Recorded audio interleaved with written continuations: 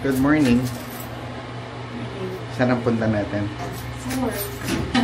Unfortunately, we need to go to work. Ay, naku, trabaho na naman. So, si Joyce muna yung magdadala ng sasakyan. Kasi medyo maaga kami. So, gas muna? Sige. Ano ba gusto mo? Bakit less gusto mo mag-breakfast muna ikaw sa iba? Ha? Okay. Magandang umaga. Ulit. So, nagpapagas lang tayo ngayon. Kasama natin si Joyce. Siya muna yung magdadala ng kotse natin kasi mamaya kailangang may magsundo kay Clark. So, iniwan namin yung isang sasakyan para magamit ni Mami at Daddy para masundo si Clark. So, ngayon papagas lang tayo. Mahal lang gas ngayon eh. 175 ang price niya per liter.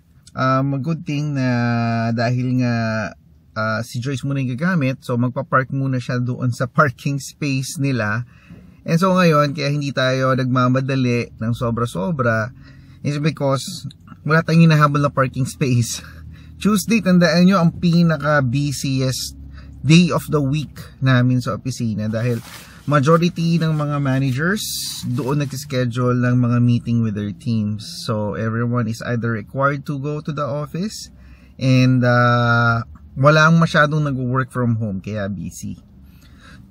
So mamayang lunch si Joyce ang uwi and then ako magsistay na lang ako siguro sa office and then siguro maglalakad para kapag unwind din kasi isang oras din tayong naka-break eh. Kailangan natin lumabas. Siguro tanungin ko yung isa naming ka-office mate kung pwedeng samahan ko siya kung saan siya kakain. Pero hindi tayo mag-lunch. Hindi ko alam kung dapat bang gawin yun kasi usually pag nasama ka sa restaurant, mapapakain ka eh. So tingnan na lang natin, siguro iwas na lang din tayo. Ang tanong, anong gagawin ko? Hanap tayo ng pwedeng magawa mamaya. So for now, pasok na muna tayo and then magkita na lang tayo ulit mamaya. So, hello TV fam. Nakipark nga tayo sa parking space ni Joyce kasi naubusan tayo ng parking kanina eh. Anyway, kumusta naman ang araw nyo? So far busy yung araw natin. Medyo nakakalungkot lang yung mga I guess yung news, no, lalo na pag nakakakuha ka ng email galing sa teacher, no. So ang concern natin usually pagka may email yung teacher, nagkakaroon tayo. It was not a good day nga, sabi nga ng teacher dun sa email. It was not a good day for Clark. Dahil medyo nagpalit kasi yung teacher ni Clark. I think hindi na siya yung dating teacher na used sa kanya in a sense and alam yung mga processes niya o alam yung mga things na importante para kay Clark. So yeah, today we got kasi an email coming from the teacher ni Clark and nabanggit nga na he had a tough day. Essentially nagkaroon lang sila ng problem, really parang it's a tantrum day kumbaga.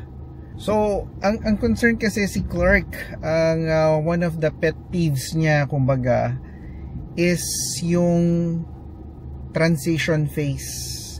Dapat you need to tell him in advance kung ano yung gagawin, ano yung mangyayari, and you cannot immediately pull him out of a situation nang hindi mo sinasabi kung ano yung mangyayari. And that we found as one of the things that, you know, we need to work on with Clark. So we advise the teachers in everything that they do to make sure to inform him ahead of time. As an example, kung halimbawa he would be, let's say, going out for break in 15 minutes, dapat at least 30 minutes 15 minutes or even 5 minutes, they need to let him know or at least remind him kung ano ba yung mangyayari. Kasi pag binigla mo siya, that's one thing na hindi niya magugustuhan, and that would lead to, you know, yung mga ganyan na situation wherein he feels bad dahil walang nagsabi sa kanya eh. I guess it's normal for people to be informed ahead of time bago kapilitin gawin ng ibang bagay. So nandun siya sa ganung stage, and we keep on reminding yung mga teachers to please inform Clark ahead of time kung ano yung mga gagawin.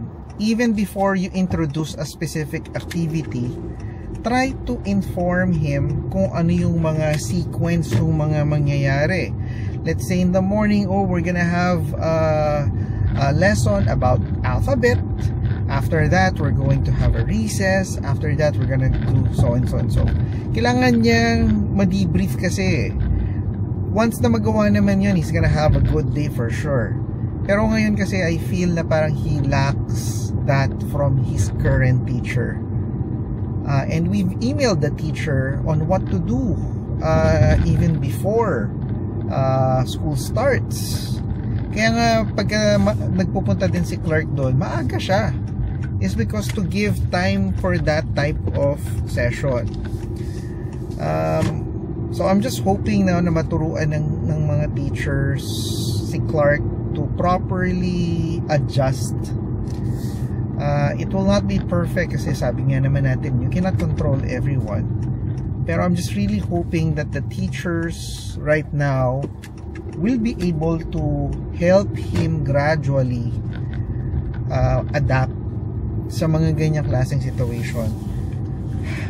Mahirap lang kasi sa pakiramdam na nakakakuha ka ng ganyang email kasi alam mo hindi natuwa yung anak mo sa school.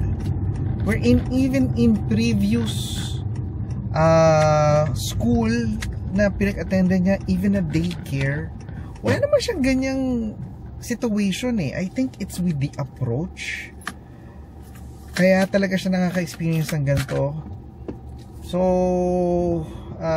although it's a sad day, you know, ano tayo eh, magulang tayo eh. Kaya yung mga ganyang bagay, talagang hindi pwedeng daanan. Kumbaga parte yan ng pagiging parent mo eh. Yun nga lang, it somewhat affects you dahil of course kung masama yung mood ng anak mo, in turn masama din ang magiging mood mo. Hindi dahil because ganun yung sa naging reaction ng anak mo, pero you feel for your kids. Ganun naman tayong mga magulang eh, di ba? Kung ano yung nararamdaman ng mga anak natin, yun din ang nararamdaman natin. Hindi ko masabi sa lahat, pero ako kasi as a parent, ganun ako. I know kung yung anak ko is feeling sad, mad, did not have a good day. I know na in advance. And yung mga ganyang panahon, somewhat, no, mini-wish mo na sana you have that energy to uplift them, no? You have that skill na para mabago yung kanilang pakiramdam. Pero what we can do, di ba? Ano bang pwede nating magawa as a parent? We'll see, no? I'll try to talk to Clark again mamaya. I'll try to find kung ano ba talaga yung reason kung bakit siya umiyak. Kasi kung nakita nyo naman siguro kung matagal na kayo nanonood ng vlog namin, nasubaybayan nyo naman siguro yung mga naging challenges namin, di ba? Alam mo na, during COVID baby, walang masyadong naglalabasan, nagkaroon si Clark ng delay in speech. And nakita naman yun in my old vlogs na naging challenge namin yan. Ginagawa natin ang paraan para ma-enhance. One thing na ginawa natin is nilipat natin siya from one daycare to another na isa lang yung language na talagang tinuturo, which is English.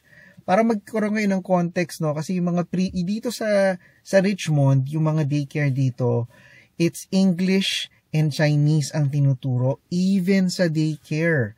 So, multilingual ka agad. So, ang sabi ng doktor, when we met, no, pediatrician, bring him to an environment na isa lang muna yung langwahe na ginagamit, which is, yun nga, yung English. Kaya namin siya dinala sa parang private school na mga preschool.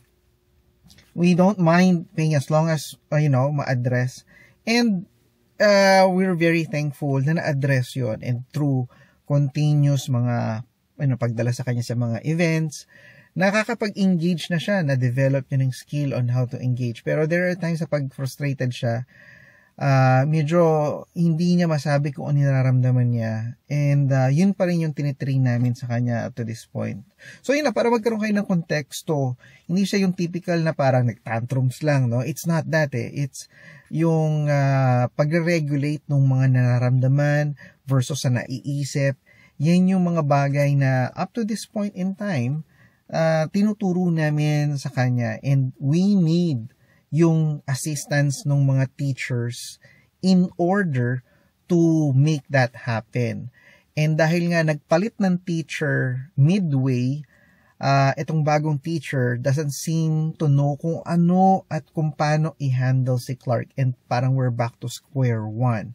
Although we appreciate na ini-email niya kami kung ano yung nangyayari, it would have been best kung na-transfer nung previous teacher yung mga notes niya on how to deal with Clark. Kasi wala naman siyang problem up until this time na napalitan yung teacher. Pati yung TA napalitan.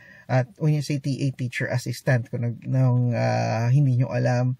So, yun lang. A few things, no. Alam ko, it may sound na parang nag-rant tayo. Pero gusto ko lang i-share sa inyo yung mga daily na na-encounter natin.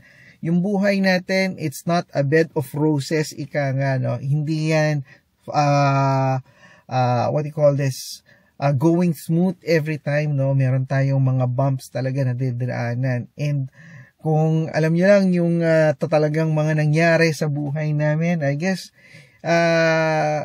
you would think that you're lucky more than us. Dahil medyo may mabibigat kaming pinagdaanan talaga sa pamilya namin. But we're thankful that we're here, we're okay, and we're still, thriving and surviving.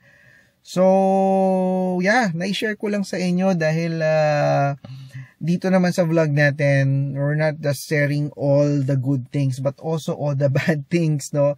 Dahil tao tayo buhay natin tong pinapakita natin as sinishare sa inyo. Na sana may kapulutan nyo ng aral, or kung meron kayong mas alam kesa sa amin doon sa sitwasyon, share nyo naman yun sa baba para ma-inform din kami. So, tara, kita tayo sa taas, and then tignan natin kung kumusta ba si Clark.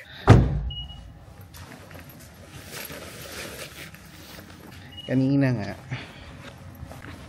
hindi na tayo actually nakapag lunch break. Palain mo yun. Yung 1 hour siguro nagamit ko lang doon 20 or 30 minutes dahil busy. Ano pa nga ba? Diba? Ay nako, sana yung kanina, no? Kanina nag-move na naman tayo ng furniture sa balcony. Sana natapos na yung paglinis ng balcony para maibalik na natin sa labas. Medyo masikip kasi sa loob dahil yung mga upuan sa balcony pinasok namin para malinis yung balcony kasi hindi nga nila nililisan yun kapag may gamit. So, tignan natin kung nalinis. Ano nalinis, no? City of mine, how I love the city of mine. It never gets me down. City of mine.